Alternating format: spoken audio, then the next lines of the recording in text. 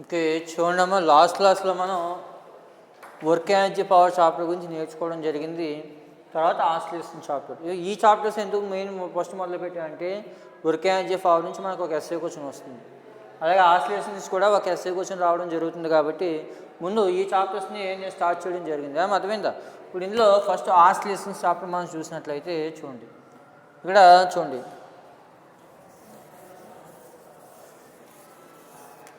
ఇక్కడ ఆసిలేషన్స్ అన్నట్లయితే అదొక సర్క్యులర్ మోషన్ అన్నమాట. సర్క్యులర్ మోషన్లో ఒక స్పెషల్ కేసుగా మనం చెప్పవచ్చు. అర్థమైందా? ఇక్కడ చూడండి, ఒక బాడీ లీనియర్ మోషన్లో వెళ్ళినట్లయితే చూడండి, స్ట్రైట్గా వెళ్ళినట్లయితే దాన్ని లీనియర్ మోషన్గా మనం చెప్పడం జరుగుతుంది. అదే సర్క్యులర్గా వెళ్ళినట్లయితే దాన్ని సర్క్యులర్ మోషన్గా మనం చెప్పడం జరుగుతుంది. అర్థమైందా? ఆ సర్క్యులర్ మోషన్లో ఒక స్పెషల్ కేసే ఈ ఆసిలేషన్స్ అన్నమాట. అందులో పీరియాడిక్ మోషన్ గురించి మనం నేర్చుకోవాలి. ఈ ఆసిలేషన్ గురించి మనం తెలుసుకోవాలంటే ముందు పీరియాడిక్ మోషన్.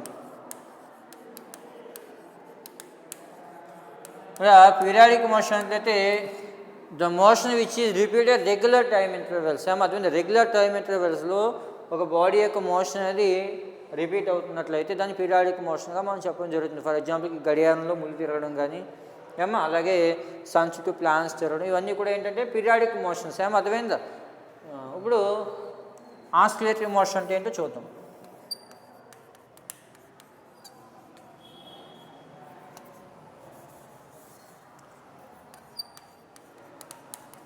ఆస్కిలేటరీ మోషన్. ఇప్పుడు ఆస్కిలేటరీ మోషన్ అన్నట్లయితే చూడమ్మా, ఒక ఫిక్స్డ్ పాయింట్ని బేస్ చేసుకుని, అదేనమ్మా, if a body move to and fro along a fixed point, అదేనా ఒక ఫిక్స్డ్ పాయింట్ని బేస్ చేసుకుని అటు ఇటు మూవ్ అవుతున్నట్లయితే దాన్ని ఆస్కిలేటరీ మోషన్గా మనం చెప్పడం జరుగుతుంది. అర్థమైందా? ఇక్కడ ఆస్కిలేటరీ మోషన్లో మనం మెయిన్గా డిస్కస్ చేసేయాల్సింది సింపుల్ హార్మోనిక్ మోషన్ గురించి. ఓకే, చూడండి, ఇప్పుడు మనం మెయిన్గా ఈ చాప్టర్లో నేర్చుకోవాల్సిన కాన్సెప్ట్ ఏంటంటే సింపుల్ హార్మోనిక్ మోషన్.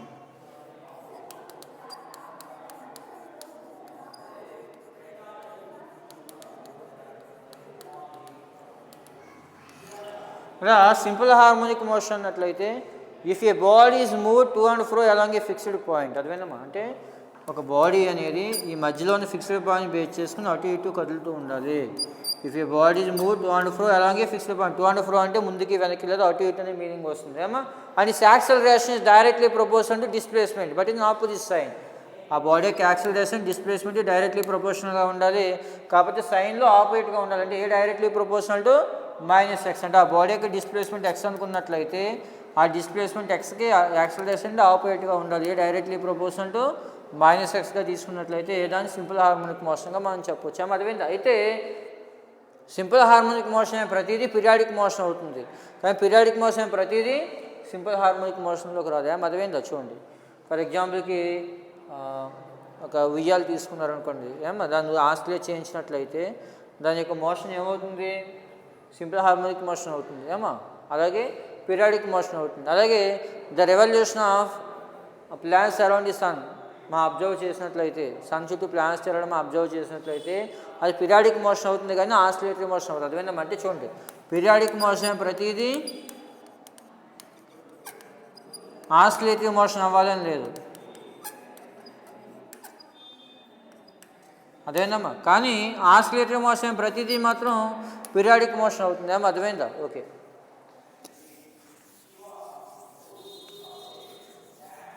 ఇప్పుడు ఈ సింపుల్ హార్మోనిక్ మోషన్ అనేది మనం కొత్తగా ఇంట్రొడ్యూస్ చేసుకున్నాం. కాబట్టి సింపుల్ హార్మోనిక్ మోషన్లో ఒక పార్టికల్ ఉన్నప్పుడు దాని యొక్క వెలాసిటీ కావాలన్నా, యాక్సిలరేషన్ కావాలన్నా, అలాగే దాని యొక్క యాంప్లిట్యూడ్ కానీ ఏ ఇన్ఫర్మేషన్ కావాల్సి వచ్చినా కానీ మనకి ఈక్వేషన్స్ మనం డిరైవ్ చేసుకోవాలి. ఆ ఈక్వేషన్స్ డిరైవ్ చేసుకోవడానికి మనం ఉపయోగించేదాన్ని రిఫరెన్స్ సర్కిల్ అంటాం.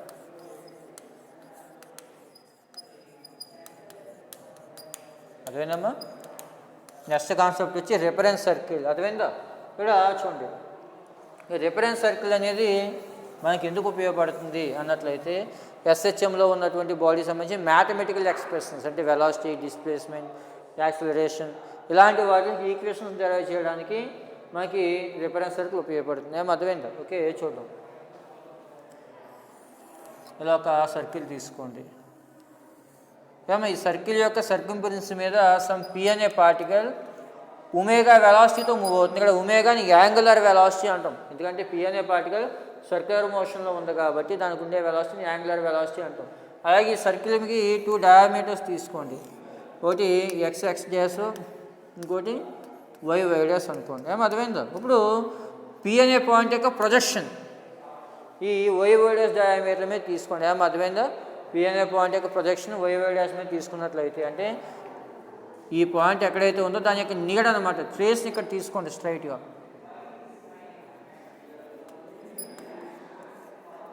ఈ పాయింట్ని ఎన్ అనుకోండి. అర్థమైందా? పి అనే పాయింట్ యొక్క ప్రొజెక్షన్ని ఇక్కడ తీసుకున్నట్లయితే ఆ పాయింట్ని ఎన్ అనుకోండి. ఇప్పుడు ఇక్కడ నుంచి ఒక లైన్ డ్రా చేయండి, అలాగే ఇక్కడ ఒక లైన్ డ్రా చేయండి. ఈ సర్కిల్ యొక్క రేడియస్ ఏ అనుకోండి. అర్థమైంది? ఈ యాంగిల్ థీటా అనుకోండి. ఈ యాంగిల్ థీటా అయితే ఈ యాంగిల్ కూడా ఏమవుతుంది? థీటా అవుతుంది. ఈ పాయింట్ని ఎం అనుకోండి. అర్థమైంది? ఇక్కడ చూడండి, మనం ఏం చేస్తున్నాం, ఈ సర్కిల్ యొక్క సర్కంఫరెన్స్ మీద పి అనే ఒక పాయింట్ రివాల్వ్ అవుతుంది.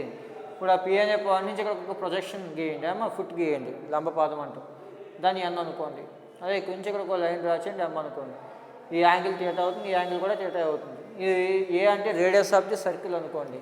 ఇప్పుడు ఈ సర్కిల్ యొక్క సెంటర్ ఓ అనుకున్నట్లయితే ఓ నుంచి అనుకునే డిస్టెన్స్ వై అనుకోండి, ఇది డిస్ప్లేస్మెంట్ అవుతుంది. అర్థమైంది? అప్పుడు ఇక్కడ జరిగే విషయం ఏంటంటే పి అనే పార్టికల్ సర్కిల్ మీద తిరుగుతున్నట్లయితే, సర్కిల్ యొక్క సర్కంఫరెన్స్ మీద తిరుగుతున్నట్లయితే దాని యొక్క ప్రొజెక్షన్ ఎన్ ఏమవుతుంది? ఈ వై డాష్ పైకి కిందకి తిరుగుతుందా? చూడండి, పి అనే పాయింట్ ఇక్కడ ఉంది, అప్పుడు ఎన్ ఇక్కడ ఉంటుంది. పి అనే పాయింట్ ఇలా వెళ్తున్నట్లయితే ఎన్ అనే పాయింట్ ఏమవుతుందమ్మా? ఇలా పైకి వెళ్తుంది, ఓ దగ్గరికి వచ్చింది. మళ్ళీ పి అనే పాయింట్ ఇక్కడికి వస్తే దాని స్ట్రైట్గా ఎన్ అనే పాయింట్ ఇక్కడికి వస్తుంది. తర్వాత పి ఇటువైపుకి వచ్చినట్లయితే ఎన్ కిందకు వస్తుంది. అంటే పి అనే పాయింట్ సర్కిల్ మీద రివాల్వ్ అవుతున్నట్లయితే ఎన్ అనే పాయింట్ వై డాష్ మీద ఆసిలేషన్ చేయడం జరుగుతుంది. అదేంటంటే అంటే ద ప్రొజెక్షన్ ఆఫ్ పాయింట్ అనే డయామీటర్ ఈజ్ ఎస్హెచ్ఎం. అదేందమ్మా, ఇక్కడ ఒక పాయింట్ సర్కిల్ మీద తిరుగుతున్నట్లయితే దాని యొక్క ప్రొజెక్షన్ ఎస్హెచ్ఎంలో ఉందా మనం ప్రూవ్ చేయాలంటే ఎన్ యొక్క మోషన్ ఎస్హెచ్ఎం అని ప్రూవ్ చేయాలి మనం. దానికోసం ఫస్ట్ చూడండి, ట్రయాంగిల్ ఓఎన్పి తీసుకోండి. ట్రయాంగిల్ ఓఎన్పి తీసుకుని దాన్ని సైన్ థీటా కట్టినట్లయితే సైన్ థీటా ఈక్వల్ టు ఏమవుతుందమ్మా? ఆపోజిట్ సైడ్ బై హైపోథిసిస్ కదా, వై బై ఏ, అంటే Y equal to A sine theta. A theta అంటే ఒమేగా టీ, ఎందుకంటే మనకి velocity equal to distance by time.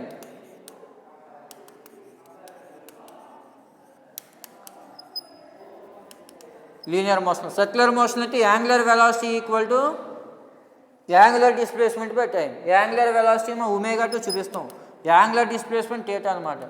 ఆ బాడీ కొంచెం ఇక్కడ మూవ్ అయింది అనుకోండి, ఇక్కడ ఉన్న రేడియల్ వెక్టర్, ఇక్కడ ఉన్న రేడియల్ వెక్టర్ మధ్య ఉన్న యాంగులర్ డిస్ప్లేస్మెంట్ అంటాం. Angular displacement theta by time T, అంటే angular displacement theta equal to ఏంటమ్మా? Omega tea. అంటే థీటా బదులు ఏం రాసుకోవచ్చు? ఒమేగా టీ రాయొచ్చు. అంటే Y equal to A sine omega T. ఈ ఈక్వేషన్ ఏం చెప్తుంది? సర్క్యులర్ మోషన్లో ఉన్నటువంటి డిస్ప్లేస్మెంట్కి లీనియర్ మోషన్ డిస్ప్లేస్మెంట్కి మధ్య రిలేషన్ చెప్తుంది అనమాట. అర్థమైందా? ఇక్కడ Y equal to A sine omega T. అర్థమైందా? ఇక్కడ చూడండి, ఎన్ పార్టికల్ యొక్క డిస్ప్లేస్మెంట్ వై, పి పార్టికల్ యొక్క డిస్ప్లేస్మెంట్ ఒమేగా టీ అనుకున్నట్లయితే వై ఈజ్ ఈక్వల్ టు ఏమొస్తుందమ్మా? ఏ సైన్ ఒమేగా టీ వస్తుంది. అంటే ఎన్ పార్టికల్ యొక్క డిస్ప్లేస్మెంట్ వచ్చింది మనకి. అర్థమైందా? ఇక్కడ చూడండి, పి అనే పార్టికల్ సర్కిల్ మీద రివాల్వ్ అవుతున్నట్టు దాని యొక్క నీడ అనుకోండి, పోనీ ఎన్ని ఫుట్ అంటాం, దాని స్ట్రైట్గా తీసుకున్న పాయింట్ అనేది ఏమవుతుందమ్మా? ఈ పీక్ కరస్పాండింగ్గా మూవ్ అవుతుంది డయామీటర్ మీద. దీని యొక్క మోషన్ ఎస్హెచ్ఎం మనం ప్రూవ్ చేయాలి. ఇప్పుడు దీని మోషన్ ఎస్హెచ్ఎం మనం ప్రూవ్ చేసామనుకోండి, అది ఎన్గా సంబంధించిన కట్టిన మన ఈక్వేషన్స్ అన్నీ కూడా ఎస్హెచ్ఎంకి వాడుకోవచ్చు. అర్థమైందా? అంటే ఎస్హెచ్ఎంలో ఒక పార్టికల్ ఉందనుకోండి, అప్పుడు దాని డిస్ప్లేస్మెంట్కి ఈక్వేషన్ అవుతుంది. అర్థమైందా? Okay, next velocity. ఇది డిస్ప్లేస్మెంట్ కట్టాం, స్థానభ్రంశం కట్టామన్నమాట, ఎవరిది? అన్నది. తర్వాత వెలాసిటీ. మనకి వెలాసిటీ వి ఈక్వల్ టు ఏంటంటే rate of change of displacement with respect to time. అదేనమ్మా, ఇక డివై రాసామంటే డిస్ప్లేస్మెంట్లో చేంజ్ అని, డిటీ రాసామంటే టైంతో చేంజ్ అని. డివై బై డిటీ రాసామంటే displacement change in displacement with respect to time అని, టైంతో పాటు డిస్ప్లేస్మెంట్లో వచ్చే మార్పు అని. V equal to D Y by D T is equal to D by D T. Y అంటే ఏం రాయచ్చమ్మా? A sine omega tea. అంటే ఏ కాన్స్టెంట్ బయట తీసేస్తే A into D by D T sine omega T అవుతుంది. ఇక్కడ మ్యాథ్స్లో వస్తుంది మీకు డెరివేటివ్స్ అని, ఇంకా ప్రస్తుతానికి స్టార్ట్ అవ్వలేదు కాబట్టి మీరు ఫార్ములా గుర్తుపెట్టుకోండి. D by D T sine omega టీకి ఫార్ములా ఏంటంటే ఒమేగా కాస్ ఒమేగా టీ. అదేంటమ్మా? Derivative sine omega T formula ఏంటి? Omega cos omega T. అది రాసాం అనుకోండి, A into omega cos omega T. Multiply చేస్తే ఏమవుతుంది, A omega cos omega T వస్తుంది. అంటే వెలాసిటీ v ఈక్వల్ టు ఏమొచ్చిందమ్మా, A omega cos omega T. తర్వాత యాక్సలరేషన్.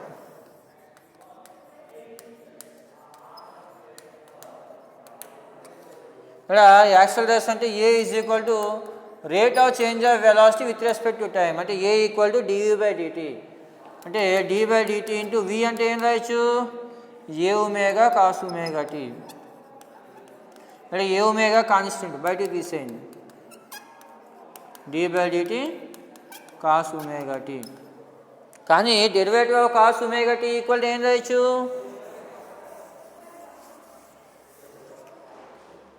ఫార్ములా చూడండి, d/dt గుర్తుపెట్టుకోండి మీరు formula, d/dt cos omega t equal to minus omega sine omega t. చూడండి ఇక్కడ సైన్ ఉన్నట్లయితే ప్లస్లో వస్తుంది, plus omega cos omega t రాసి ముందర దానికి.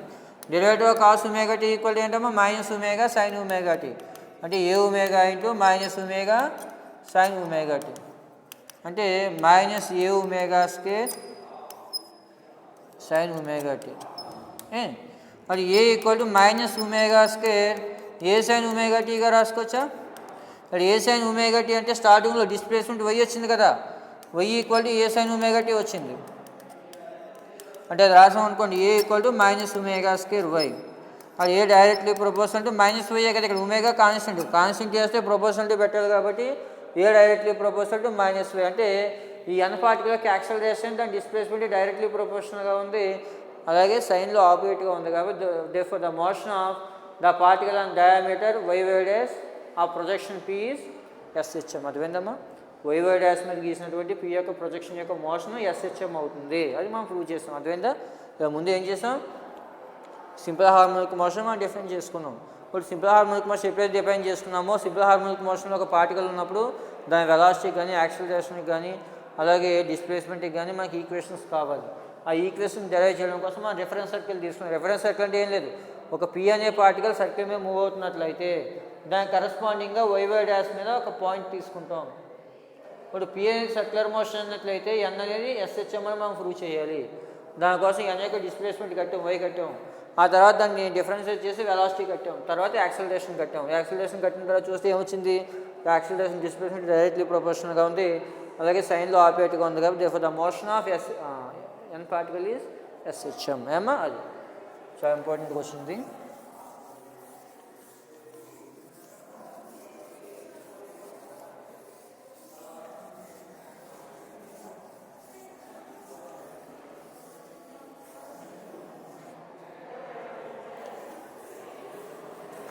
ఇప్పుడు SHMలో ఉన్నటువంటి ఒక పాయింట్కి సంబంధించి క్యారెక్టరిస్టిక్స్ మనం గమనించినట్లయితే చూడండి,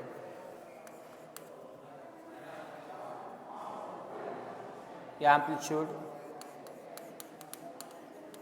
స్మాల్ ఏ, రెండు frequency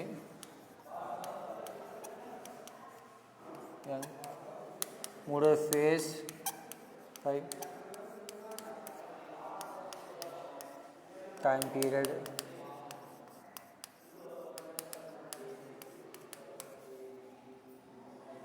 frequency phase time period.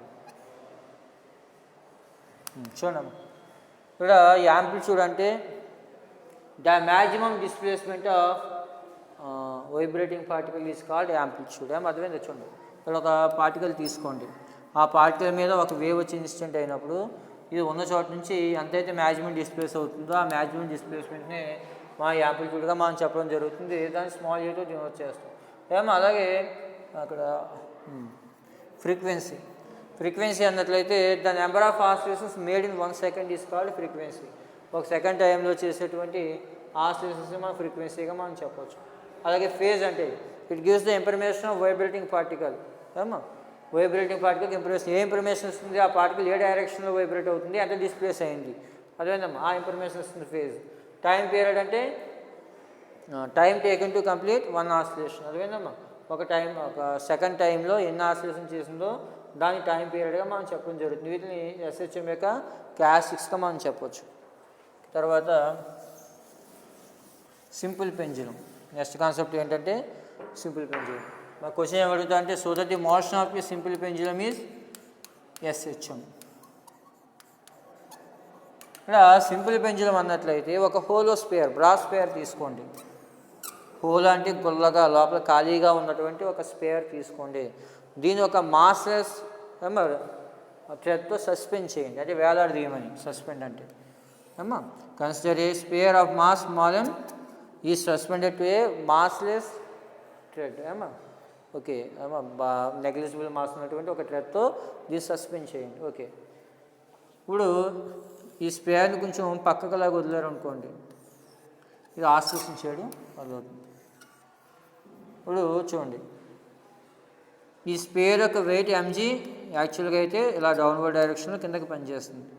ఏమా టెన్షన్ టీ అప్వర్డ్ డైరెక్షన్లో పనిచేస్తుంది. ఎందుకంటే ఒక వైర్కి ఎప్పుడైతే మనం బరువు కట్టామో ఆ వైర్లో కొంత టెన్షన్ అనేటువంటి రావడం జరుగుతుంది. టెన్షన్ టీ పైకి పనిచేస్తుంది, ఎందుకంటే ఇది కిందకి పడిపోకుండా. దీని వెయిట్ mg 2 కాంపోనెంట్లుగా విడగొట్టినట్లయితే ఒకటి mg cos θ, ఇంకోటి mg sin θ. ఈ యాంగిల్ థీటా, ఈ థీటా అనుకున్నట్లయితే అర్థమైందా? ఈ లెంత్ ఎల్ అనుకోండి, ఇక్కడ నుంచి ఇక్కడికి లెంత్ ఎల్ అనుకోండి. ఇప్పుడు చూడండి, ఇక్కడ ఈ వెయిట్ 2 కాంపోనెంట్లుగా విడిపోయింది కదా, ఒకటి mg cos θ, ఒకటి mg sin θ. mg cos θ tension balance చేస్తుంది, అర్థమైందా? అంటే ఇక్కడ చూడండి, ఈ స్పేర్ యొక్క వెయిట్ mg 2 కాంపోనెంట్లుగా ఒకటి ఒకటి mg cos θ, mg sin θ. mg cos θ tension balance చేస్తుంది, T = mg cos θ. కానీ mg sin θ ఉంది చూసారా, ఆ mg sin θ ఎందుకు ఉపయోగపడుతుంది? ఈ బాబ్ని అంటే స్పేర్ని వెనక్కి తీసుకురావడానికి. అర్థమైందమ్మా? ఇక్కడ బ్రాస్ బాబ్ తీసుకున్నాం కదా, బాబ్ స్పేర్ని బాబ్ అనుకోండి, ఈ బ్రాస్ బాబ్ని వెనక్కి తీసుకురావడానికి అంటే ఒక రీస్టోరింగ్ ఫోర్స్గా యాక్ట్ చేస్తుంది. అర్థమైందా? ఇక్కడ mg sin θ అని రీస్టోరింగ్ ఫోర్స్గా మనం చెప్పడం జరుగుతుంది. చూడండి, ఇక్కడ restoring force F - mg sin θ. ఇప్పుడు ఆ ఫోర్స్ వల్ల ఇక్కడ టార్క్ యాక్ట్ చేస్తుంది కాబట్టి చూడమ్మా, టవ్ ఏం రాయొచ్చు? Force into perpendicular distance. ఇక్కడ ఫోర్స్ ఎంతమ్మా? -mg sin θ.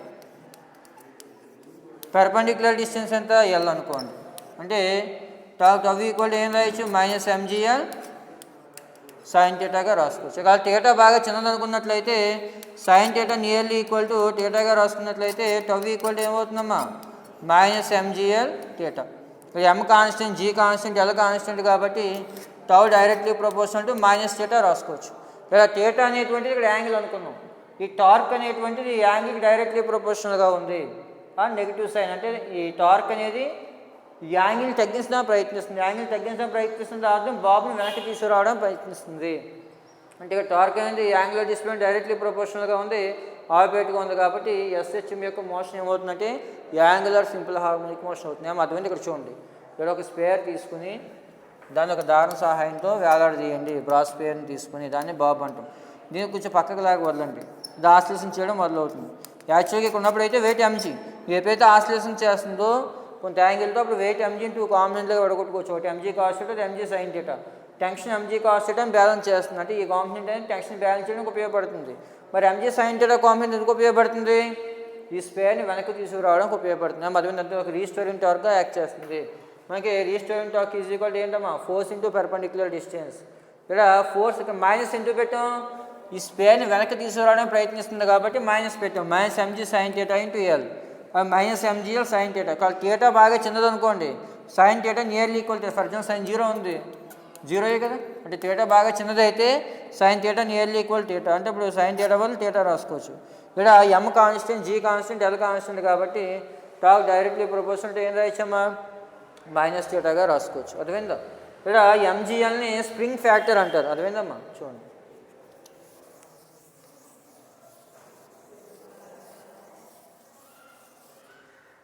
ఇక్కడ టవ్ -mgl θ ఉంది కదా, దీని టవ్ -kθతో కంపేర్ చేసామనుకోండి, k ఏమొస్తుంది? mgl వస్తుంది. దీన్ని స్ప్రింగ్ ఫ్యాక్టర్ అంటారు. అదేనమ్మా? అలాగే ఇనర్షియా ఫ్యాక్టర్ మనకి ఇది తర్వాత చాప్టర్లో వస్తుంది. ఇనర్షియా ఫ్యాక్టర్ ఏంటన్నట్లయితే చూడండి, inertia factor I is equal to mass into distance whole square ml square అనమాట. అర్థమైందమ్మా? Inertia factor equal to mass into distance whole square. Mass m distance L అనుకున్నట్లయితే inertia factor I equal to ml స్క్వేర్గా రాయొచ్చు. ఇప్పుడు time period కట్టాలి. Time period T equal to formula ఏంటి? 2π into root of m/k. ఇక్కడ I/k sir. Time period T equal to ఏంటమ్మా? 2π into root of I/k is equal to 2π into root of I అంతా ఇక్కడ ml square by k అంతా mgl. ఈ cancel అయిపోతే time period T equal to ఏమవుతుందమ్మా? 2π into root of L/g. అదేందా simple pendulum యొక్క time period ఎంత వస్తుంది? T equal to 2π into root of L/g. ఇక్కడ L అంటే length of the pendulum, G అంటే యాక్సలరేషన్ డ్యూ టు గ్రావిటీ. అదేందా? ఇక్కడ tau equal to -mgl theta and tau equal to -k థీటాతో compare చేసుకున్నట్లయితే spring factor K equal to mgl. అదేందమ్మా? ఈ spring factor అనేది బాబుని original position తీసుకురావడానికి ఉపయోగపడుతుంది అన్నమాట. ఏమో inertia factor K equal to ఏంటి? Mass into distance whole square ml square. T equal to 2π into root of I/k formula time period.